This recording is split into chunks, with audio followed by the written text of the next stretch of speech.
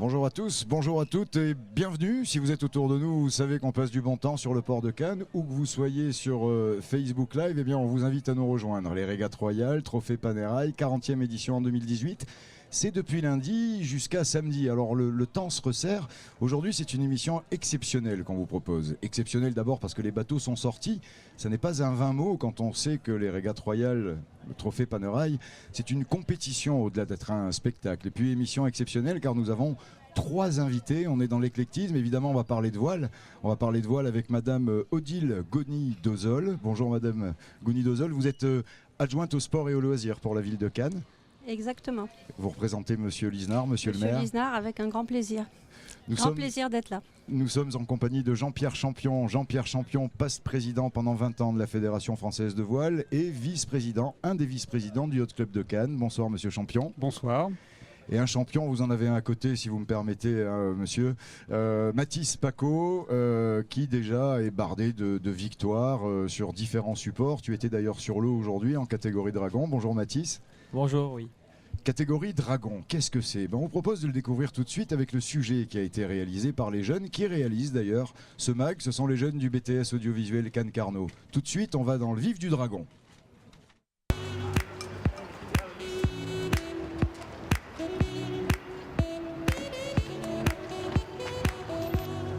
Je suis dragoniste. J'utilise le dragon parce que c'est un bateau qui est un monotype. Ça veut dire quoi un monotype? Ça veut dire que tous les bateaux sont égaux et vont à la même vitesse. Cela veut dire aussi bien entendu que le meilleur gagne. Il n'y a pas de différence notable entre les bateaux, qu'ils soient anciens et qu'ils soient récents. Un bateau qui a 30 ans d'âge va, s'il est entretenu, à la même vitesse qu'un bateau qui vient de sortir du chantier. Le Dragon déjà est un bateau très élégant. Esthétiquement, c'est vraiment très joli. En plus, c'est un bateau qui est tactiquement et techniquement très difficile à régler, ce qui permet de faire valoir ses capacités pour optimiser la marche du bateau. Ok, c'est bon, tu peux hisser. À Cannes, effectivement, il y a beaucoup de dragonistes pendant toute l'année. Ces dragonistes sont soit français, mais aussi beaucoup étrangers. Pourquoi Cannes? Parce que Cannes, tout le monde sait que c'est très beau. Il y a aussi au sein du Yacht Club une organisation régulière de régates de dragons, notamment pendant tout l'hiver. Ce qui fait que ça permet à aussi beaucoup de gens de l'Europe du Nord de descendre, passer un très bon week-end et régater entre amis. Il n'y a pas de formation sur les dragons. Il y a des stages pour adultes et pour jeunes au Yacht Club de Cannes, bien entendu. Nous avons déjà prêté des dragons à des jeunes pour qu'ils puissent s'exercer. Mais c'est fait d'une manière un peu marginale, mais c'est tout à fait possible.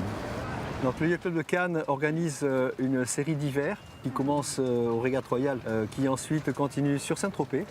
Et ensuite reste à Cannes pendant tout l'hiver d'une manière régulière, à peu près une fois par mois. Nous avons une régate qui recoupe toujours entre 20 et 40 bateaux, avec un point d'orgue qui est une régate très internationale qui sera début avril cette année, où nous attendons une 60aine de bateaux. Cannes et ses régates royales Trophée Panerai, le haut lieu de l'excellence de bateau, mais aussi du sport de compétition. Mathis Paco, on peut, pour réduire, dire que tu es 25e mondial. En tous les cas, c'est la performance que tu as faite en Allemagne cette année.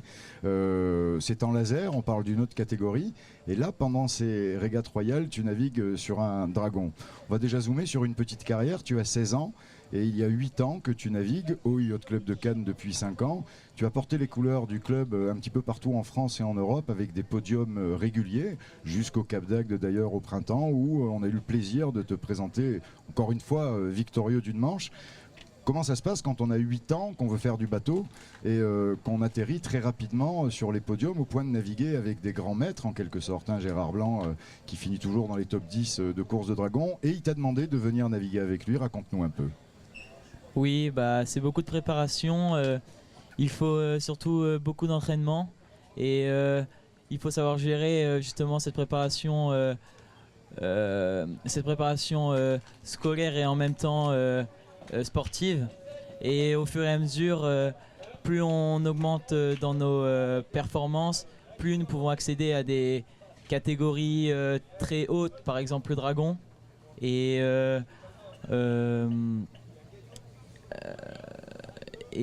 du coup, c'est un plaisir de à chaque fois de s'améliorer et de pouvoir accéder et toucher à plusieurs supports. Voilà. Pour l'instant, tu as navigué en optimiste, tu as fait des podiums, des coupes internationales de printemps, notamment en laser. En dragon, ça s'ouvre à toi, tu n'as que 16 ans. Et là, je me tourne vers Monsieur Champion. Monsieur Champion, je le rappelle, vice-président du Yacht Club de Cannes, mais pendant 20 ans à la tête de la Fédération française de voile. Mathis a employé 2 mots essentiels, travail, envie en quelque sorte. Vous avez eu, vous, l'occasion de suivre des graines de champion comme ça, avec un parcours quand même assez exceptionnel là.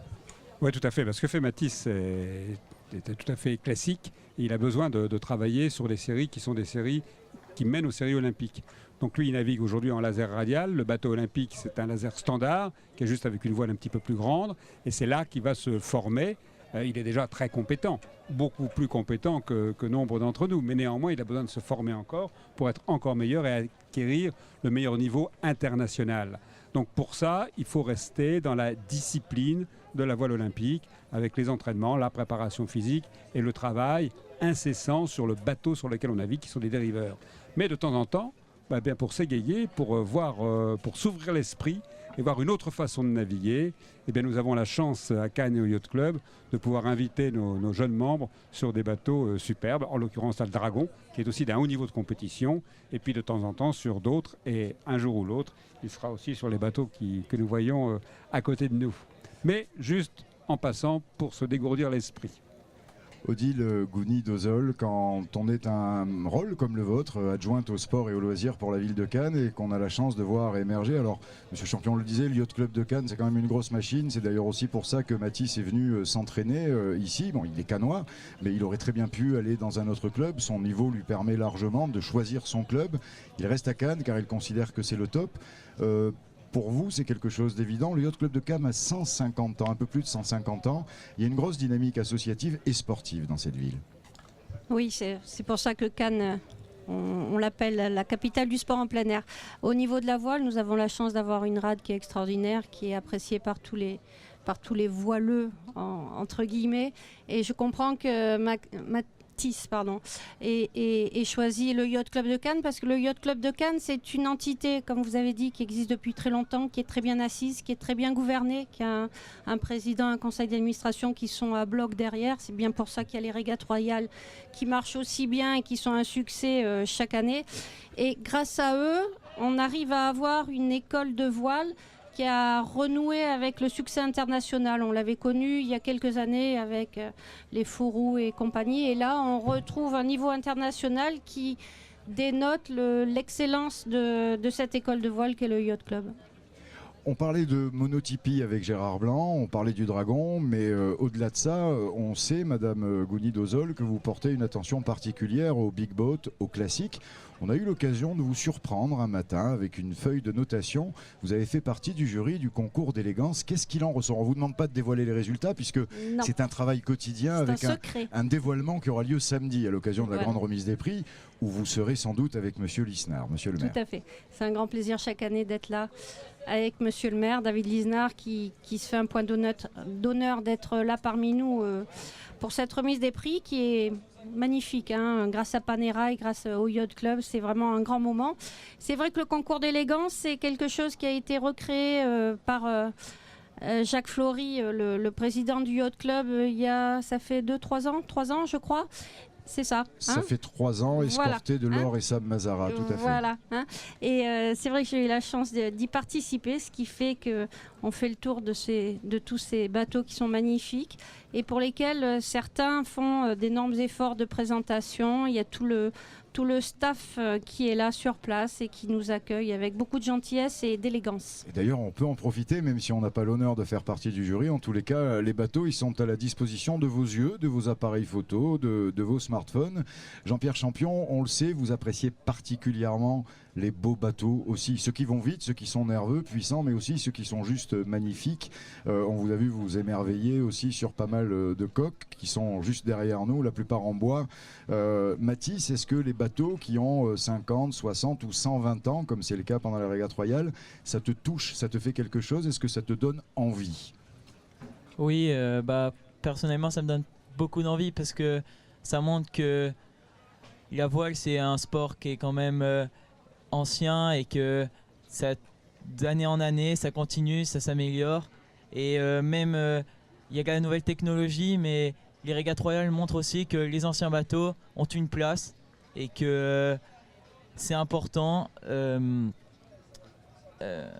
et que il y a plusieurs catégories et chaque catégorie doit avoir une place et doit pouvoir naviguer ensemble. Et avec un profond respect aussi pour les plus anciens. On a fêté d'ailleurs ce matin sur le port de Cannes les anniversaires avec les bulles, à partir de 50 ans jusqu'à 120 ans pour le bateau le plus ancien.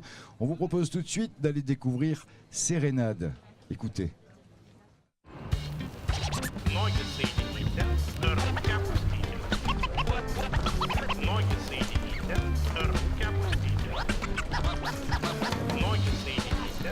Sérénade a été construit en 1938 chez Wellington Boat sur un plan de Nicolas Potter.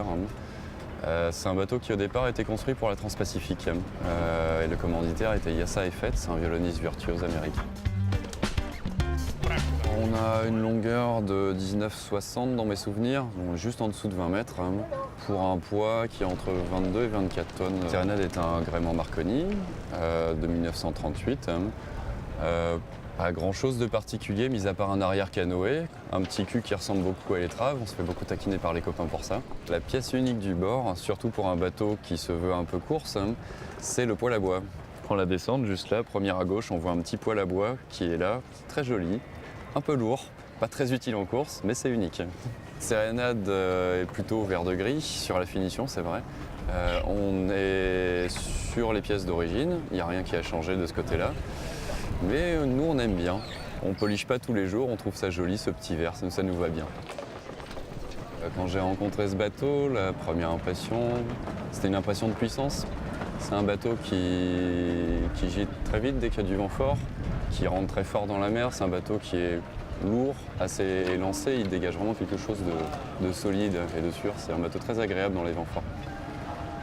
Alors Sérénade, ça fait 3 ans et demi qu'on est là, qu'on se balade un peu partout entre les régates. Et disons que la chose la plus notable qu'on ait eue, c'est surtout un sous-marin qu'on a failli encastrer devant Saint-Tropez il y a quelques années.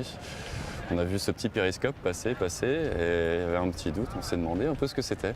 Et au dernier moment, on a mis la barre dans le coin, on est parti au lof et on a vu le petit périscope passer et continuer sa route. Sérénade est un bateau unique par sa forme déjà de départ. Il a un programme de navigation très spécifique, il y a eu très peu de bateaux pour la Transpac quand même. Et c'est aussi le seul bateau qui était classé en jauge N. La jauge N, classe universelle, on n'en connaît pas d'autres. Ça, c'est son côté unique.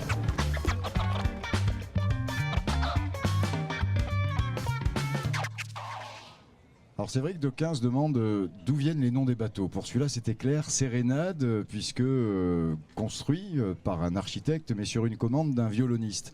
L'histoire raconte que ce violoniste avait un super pote au point de l'embarquer avec lui pour faire la Transpac dont parlait le skipper, San Francisco, Honolulu, avec à bord Humphrey Bogart.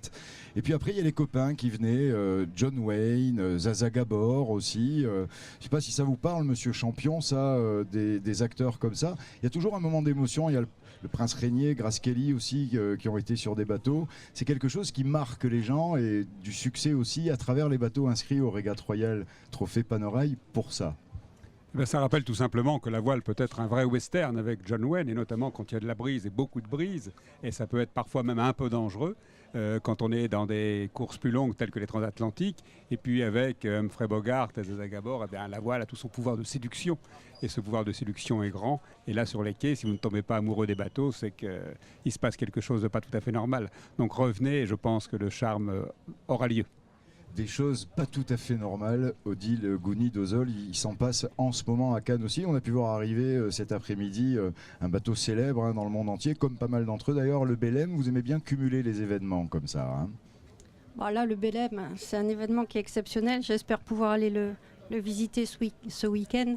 Comme beaucoup de Cannois, j'espère, comptent le faire. Oui, c'est vrai qu'il y a beaucoup d'événements à Cannes, mais les régates royales ont une place spécial, de par le fait que ça met en exergue le sport élégant qu'est la voile, comme vous l'avez dit avec Grace Kelly et Zaza Gabor et d'autres actrices, mais également le côté sportif que représente Mathis, et également le côté festif qu'il y a au Régate Royale, parce qu'il faut quand même en parler. C'est un côté qui est important et qui, grâce au village, grâce à tous les marins et tous les équipages, fait que Cannes, c'est une ville qui vit le sport et qui vit également dans la joie. Et à partir de 20h ce soir, comme chaque soir, là, ça sera soirée DJ avec Christophe Sénéchal, et comme chaque soir sur le Facebook Live des jeunes du BTS audiovisuel Cannes Carnot, on va partir en pastille, sur le pare-brise, la pastille, hein, sur le pare-brise, la pastille du marin.